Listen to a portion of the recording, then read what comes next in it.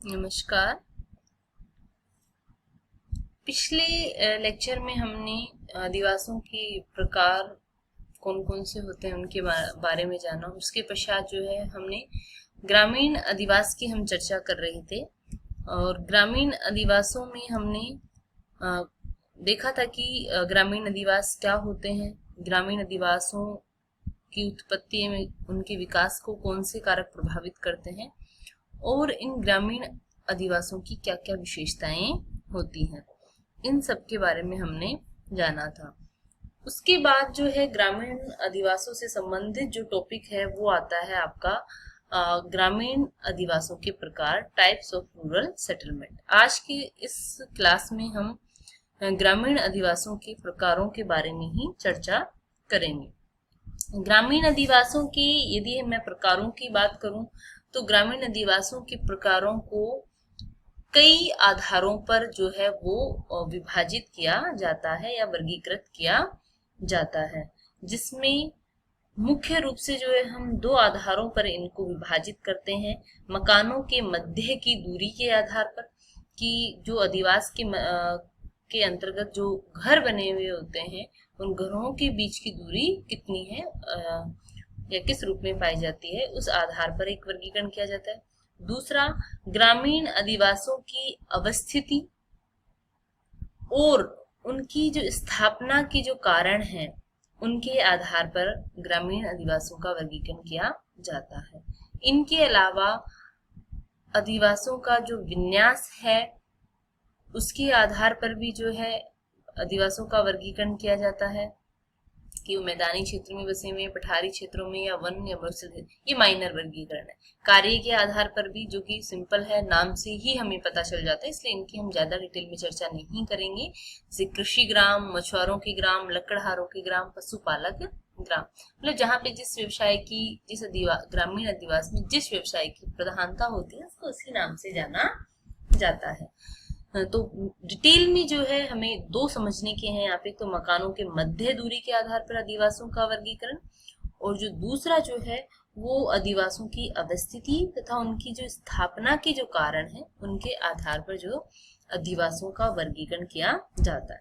पहला जो वर्गीकरण है वो हम देखेंगे मकानों के मध्य की दूरी के आधार पर। मकानों की मध्य की दूरी के आधार पर ग्रामीण अधिवासों को 3 वर्गों में विभाजित किया जाता है, जिसमें पहला है न्यूक्लिएटेड या सघन अधिवास, कॉम्पैक्ट, न्यूक्लिएटेड या फिर एग्लोमरेटेड या सघन अधिवास के नाम से हम इसे जानते हैं। दूसरा है जो है डिस्पर्स्ड या प्रकीर्ण अधिवास, और इन दोनों के बीच की एक स्टेज और आती है जिसे अर्ध सघन अधिवास के नाम से जाना जाता है। सघन ग्रामीण अधिवास, अर्ध सघन ग्रामीण अधिवास और प्रकीर्ण जो है ग्रामीण अधिवास। इस तरीके से जो है हम दो दो प्रकार से भी इनको दो वर्गों में विभाजित किया जाता है और तीन में भी बांटकर हम पढ़ सकते हैं, दो में भी हम बांटकर पढ़ सकते हैं, जैसे सघन और प्रकीर्ण या सघन, अर्ध सघन और प्रकीर्ण। हम 3 वर्गों में बांटकर पढ़ेंगे। जो पहला हम देख रहे हैं सघन ग्रामीण अधिवास। ठीक है, ध्यान रखना कि ये मकानों के मध्य की दूरी के आधार पर ये वर्गीकरण किया गया है। जो सघन ग्रामीण अधिवास जो है इनकी जो स्थापना है, परिभाषा आप दे दोगे, ऐसे ग्रामीण अधिवास जिनमें जो मकान है वो पास पास स्थित होते हैं, अर्थात उनके मध्य की दूरी जो है कम होती है, उन्हें सघन ग्रामीण अधिवास कहते हैं।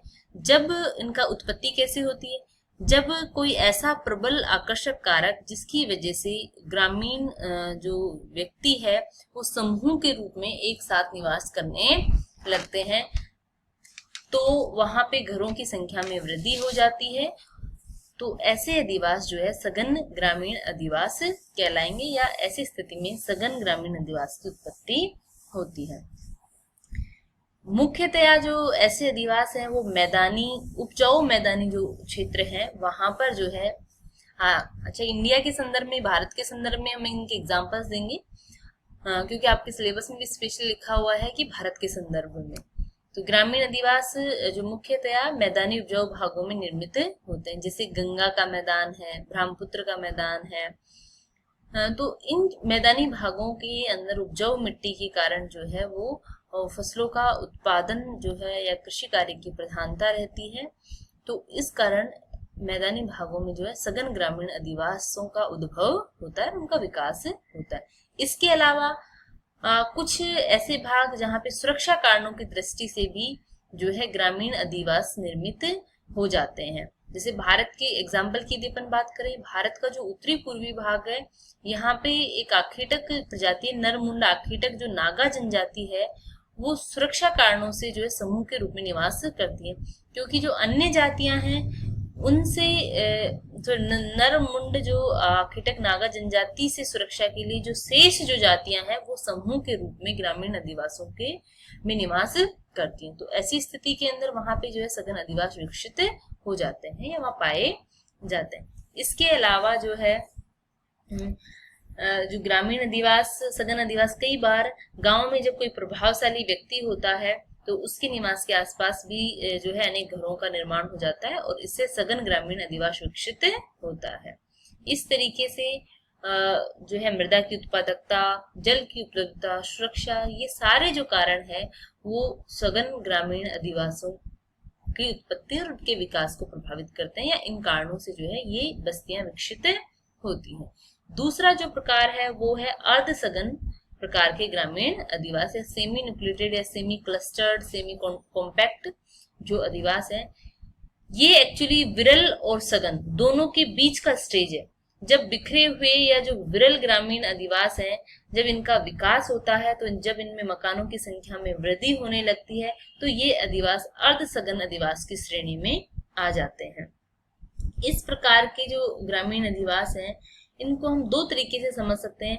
जब बिखरे हुए ग्रामीण अधिवास जो है वो सघन ग्रामीण कहाँ विकसित होंगे, जब हम प्रकीर्ण अधिवास से ग्रामीण अधिवास की ओर जाते हैं, तो इनके जो मध्यवर्ती भागों में आपको अर्धसघन अधिवास देखने को मिलेंगे। दूसरा, ग्रामीण अधिवासों का जब पदानुक्रमीय विकास, हाईआर्किक जब डेवलपमेंट होता है, जब ये आगे की ओर बढ़ते हैं, तो सीधा ऐसा नहीं है कि विरल अधिवास सीधा जो है वो सघन में बदल जाता है।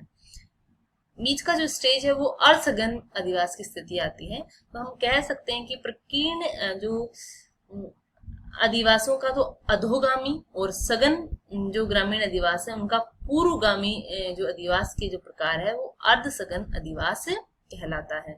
भारत में इस प्रकार के जो अधिवास हैं वो अरावली के पूर्वी भाग के अंदर, शिवालिक का जो पर्वत पादीय जो क्षेत्र है, ब्रह्मपुत्र नदी घाटी क्षेत्र है, तथा कहीं भी दो सघन जो अधिवास होते हैं उनके मध्य भागों में इस तरीके के अधिवास देखने को मिलते हैं। नेक्स्ट जो है अधिवास का जो प्रकार है वो प्रकीर्ण या बिखरे हुए ग्रामीण अधिवास। इसमें आप देख पा रहे हो मकान दूर दूर, ऐसे अधिवास जिसमें मकान दूरी पर स्थित होते हैं, उनके मध्य अधिक दूरी होती है, तो वो प्रकीर्ण अधिवास कहलाते हैं।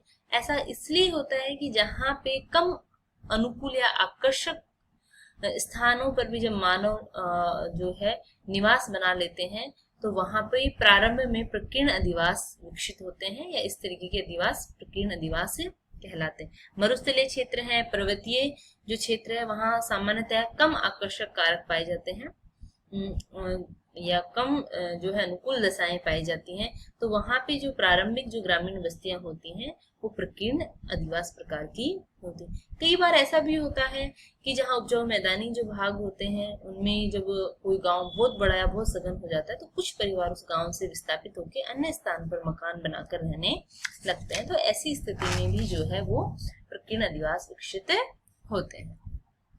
इसी तरीके से जो मैंने दूसरा आपको बताया था कि ग्रामीण अधिवासों का जो वर्गीकरण है वो हम अवस्थिति तथा उनकी उत्पत्ति के कारक जो है उनके आधार पर वर्गीकरण करेंगे। मेन तो ये हो गया कि मकानों के मध्य दूरी के आधार पर 3 प्रकार के हो गए, सघन, अर्धसघन और प्रकीर्ण। दूसरा जो मुख्य वर्गीकरण का आधार है वो उनकी बस्ती या अधिवासों की अवस्थिति और उनकी उत्पत्ति के कारकों के आधार पर।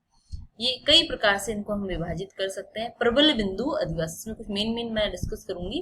प्रबल बिंदु अधिवास, स्ट्रॉन्ग पॉइंट जो सेटलमेंट होते हैं, ये सुरक्षा की दृष्टि से इनका निर्माण होता है। पर्वतों का जो शीर्ष भाग है, जो ऊपर ऊंचाई पर या द्वीपीय क्षेत्र या नदी का जो विसर्ग होता है, अपने बी पार्ट फर्स्ट में फिजिकल ज्योग्राफी में नदी विसर्ग या मियांडर पढ़े होंगे, तो इनके मध्य में जब सुरक्षा की दृष्टि से ग्रामीण बस्तियां बसती हैं तो ऐसे अधिवास प्रबल बिंदु अधिवास या स्ट्रॉन्ग पॉइंट सेटलमेंट कहलाते हैं।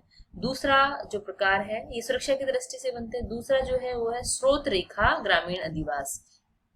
ऐसे जो अधिवास हैं वो जो दो विशाल अधिवासित क्षेत्र या दो बड़े बस्तियों के मध्य जब कोई मार्ग होता है तो उस मार्ग के मध्य यात्रियों को विभिन्न आवश्यक वस्तुओं की सुविधा उपलब्ध करवाने की दृष्टि से विकसित होते हैं, तो इन्हें स्रोत रेखा ग्रामीण अधिवास कहलाते हैं। जैसे जम्मू कश्मीर के जो पर्वतीय दर्रे हैं उन पर जो अधिवास स्थापित या जो बस्तियां बनी हुई हैं वो स्रोत रेखा जो ग्रामीण अधिवास कहलाती है। वहीं शुष्क बिंदु अधिवास ड्राई पॉइंट सेटलमेंट, ये डिफरेंट अलग अलग भी आपको शॉर्ट लघुतरात्मक अति लघुतरात्मक क्वेश्चन में पूछ सकते हैं। प्रबल बिंदु अधिवास क्या है, शुष्क बिंदु अधिवास क्या है, आर्द्र बिंदु अधिवास क्या है, तो इंडिविजुअली ज्यादा क्वेश्चन पूछे जाते हैं इसमें। तो शुष्क बिंदु अधिवास जब ऐसे क्षेत्र जो हाँ बाढ़ग्रस्त जो क्षेत्र है उन क्षेत्रों में जब कोई सामान्य जो धरातल है उससे ऊंचा उठे हुए भाग पर जब ग्रामीण बस्ती का निर्माण होता है बाढ़ से बचने के लिए, तो ऐसे जो क्षेत्र है वो शुष्क बिंदु अधिवास कहलाते हैं। तो शुष्क बिंदु अधिवास कहाँ बनते हैं, बाढ़ग्रस्त क्षेत्रों में। नेक्स्ट है आर्द्र बिंदु अधिवास, जो इसका जस्ट उल्टा है। मरुस्थलीय क्षेत्रों में या शुष्क जलवायु वाले क्षेत्रों में ऐसे स्थान जहां पर सतही या भूमिगत जल की आसानी से उपलब्धता होती है वहां पर जो ग्रामीण बस्तियां स्थापित होती हैं वो आर्द्र बिंदु सेटलमेंट कहलाते हैं। चारों तरफ शुष्कता है, जहां पे जल की उपलब्धता है वहां जो बस्ती बसेगी वो वेट पॉइंट या आर्द्र बिंदु अधिवास कहलाएगी। इसी तरीके से जो बाजार बस्तियां हैं, गांव की लोगों को आवश्यक उपभोक्ता की वस्तु उपलब्ध करवाने के लिए साप्ताहिक, पाक्षिक और मासिक जो हाट बाजार नियमित रूप से लगते हैं।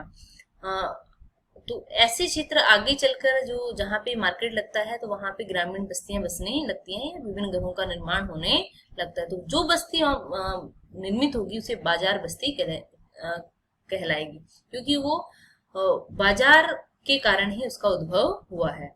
नेक्स्ट है तीर्थ स्थल अधिवास। जब किसी धार्मिक स्थान या पूजा स्थल के आसपास ग्रामीण बस्तियां स्थापित होती हैं तो ऐसी जो बस्ती है वो धार्मिक या तीर्थ स्थल बस्ती या अधिवास कहलाएगी।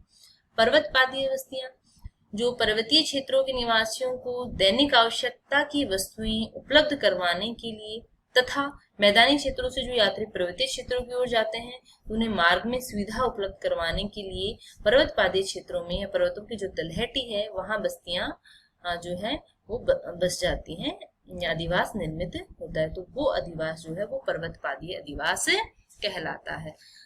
तो इस तरीके से जो ग्रामीण अधिवासों को कई प्रकार से विभाजित किया जाता है, जिसमें दो आधार जो महत्वपूर्ण है उनके मकानों के मध्य की दूरी के आधार पर, जिसमें हमने 3 प्रकार से विभाजित किया, सघन, अर्धसघन और प्रकीर्ण। एक अधिवासों की अवस्थिति तथा उनकी उत्पत्ति के आधार पर। प्रबल बिंदु अधिवास, स्रोत रेखा ग्रामीण अधिवास, शुष्क बिंदु अधिवास, आर्द्र बिंदु अधिवास, बाजार बस्तियां, तीर्थ स्थल या पूजा स्थल अधिवास और पर्वतवादीय अधिवास। धन्यवाद।